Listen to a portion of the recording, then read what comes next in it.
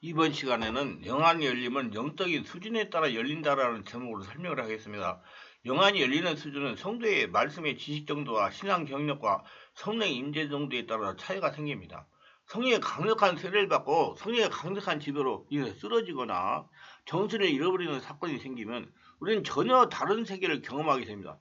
순간 정신을 잃어버리는 강력한 임재는 주로 성령 세례가 일어나는 성령 집회에서 자주 일어납니다. 그러나 개인이 기도하면서 경험하게 되는 임재의 황후에 들어가는 것은 대체로 몸이 나른하게 이완되면서 잠이 들듯이 그렇게 빠져들어가게 됩니다. 그래서 성경에 황홀한 중이라는 말을 많이 사용합니다. 이는 베드로가 제9시에 기도할 때 경험한 것인데 환상 가운데 큰 광대를 보게 되었고 성령의 음성을 들었으며 이런 상태를 베드로는 황홀한 중이라고 설명했습니다. 베드로가 감옥에 갇혔을 때 천사가 와서 그를 이끌어냈습니다. 그러나 주변에 있는 사람들은 전혀 반응을 하지 못했으며 자신도 큰 길에 이르기까지 마취 상태에 빠져 목욕병 환자처럼 아무런 반응도 할 수 없었습니다. 그리고 정신이 돌아왔을 때야 이 사실이 환상이었음을 알게 되었습니다. 그럼에도 불구하고 베드로는 환상에 도취되어 행동하게 되었습니다. 이와 같은 강력한 성령의 지배에 의해서 행동으로 옮겨지는 일은 오늘날도 일어나는 일들입니다. 믿으면 됩니다. 저의 개인적인 경험에서도 이와 같은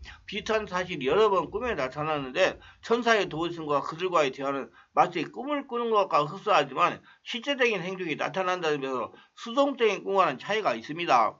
저는 이것을 성령의 보증 역사라고 말하고 싶습니다. 성령의 보증 역사란 하나님을 말씀하시고 말씀하는 대로 보이는 실제 현상을 나타내므로 우리의 믿음을 증진시켜 살아계신 하나님이라는 걸 인정하게 하시는 분입니다. 그래서 우리 성도들은 음성도 듣고 감동도 받아지만 고증의 환경이 나타난 보증 역사를 보고 따라가는 것이 정확합니다. 즉 하나님은 말씀만 하시는 것이 아니라 말씀하신 것을 실제로 눈으로 보게 이루시는 하나님이기 때문이다. 마치 엘리야가 갈멜산에서 기도할 때 하늘에서 불이 내려가지고 재물을 하는 일이 일어난 것 같은 것입니다.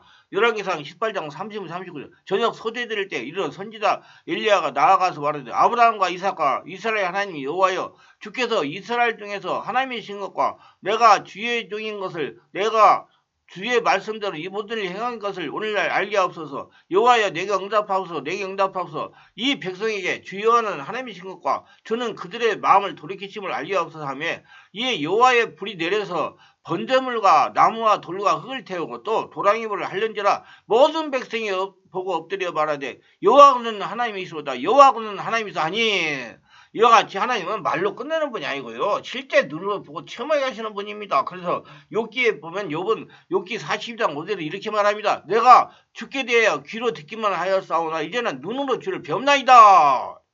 욥은 이제 영안이 열려가지고 하나님의 말씀을 귀로 듣는 것이 아니라 실제 역사를 눈으로 본다는 말입니다. 우리도 욥과 같이 하나님의 말씀을 귀로만 듣지 말고 눈으로 하나님의 역사를 볼 수 있으시기를 바랍니다. 영안이 열린 사람, 그는 무한하신 하나님의 능력과 지혜와 무한하신 하나님의 평강과 부여를 알게 됩니다. 그래서 하나님을 바로 아는 사람은 어떤 환경과 처지 가운데서 실망하거나 낙심하지 않습니다. 그러면 하나님은 어떤 사람에게 영안을 열어서 다른 사람을 보지 못하는 세계를 보게 하고 다른 사람이 듣지 못하는 음성을 들을 수 있게 하겠습니까? 하나님 앞에 나와서 예배를 드리는 자 그리고 무릎을 꿇어 하나님의 도움을 구하고 기도하는 사람에게 하나님이 영안을 열리도록 하시는 줄 믿습니다. 하나님은 성도들의 영안을 열어 고통하기를 원하십니다. 첫째, 영안을 열어주는 주체는 성령입니다.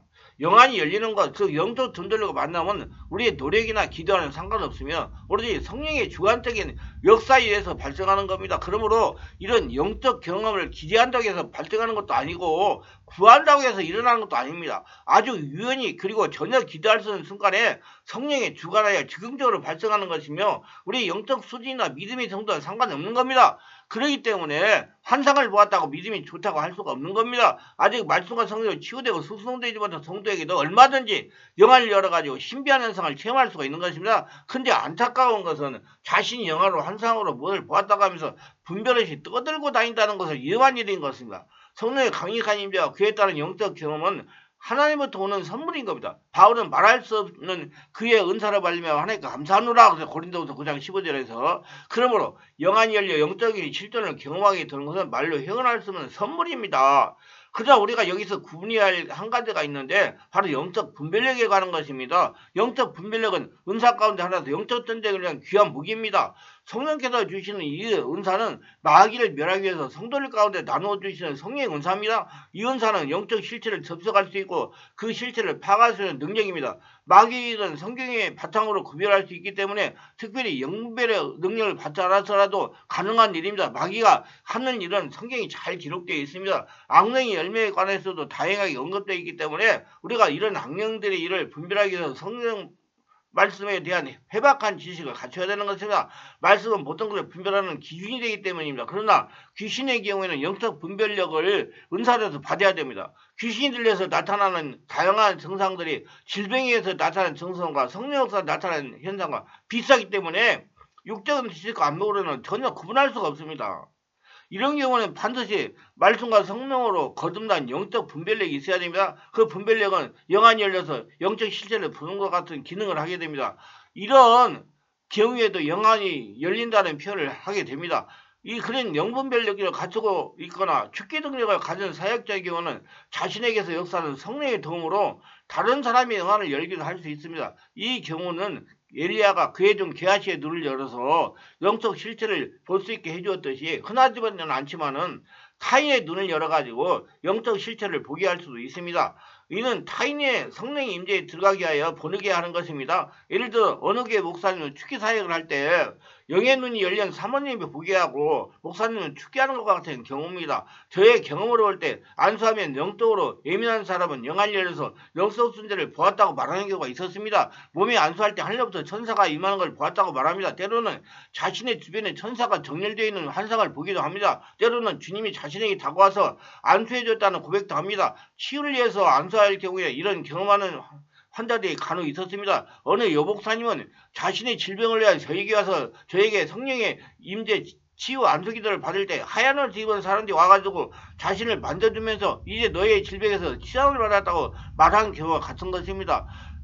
둘째, 직관으로 느끼는 것도 영안의 일종입니다. 그러나 영안은 눈으로 보지 않더라도 몸에 어떤 영적 느낌을 느끼는 경우가 많습니다. 안수를 할 때 진동을 강하게 하거나 뜨거운 열감을 느끼 옷이 흠뻑 젖는 경우도 있습니다. 실신하여 쓰러지기도 하며 깊은 잠에 빠지기도 합니다. 이 경우 어떤 것을 보지는 못했지만은 이 역시 성령의 강력한 임재 현상입니다. 이것을 성령의 임재라고 믿는 것도 영안이 열렸다고 할 수도 있을 것입니다.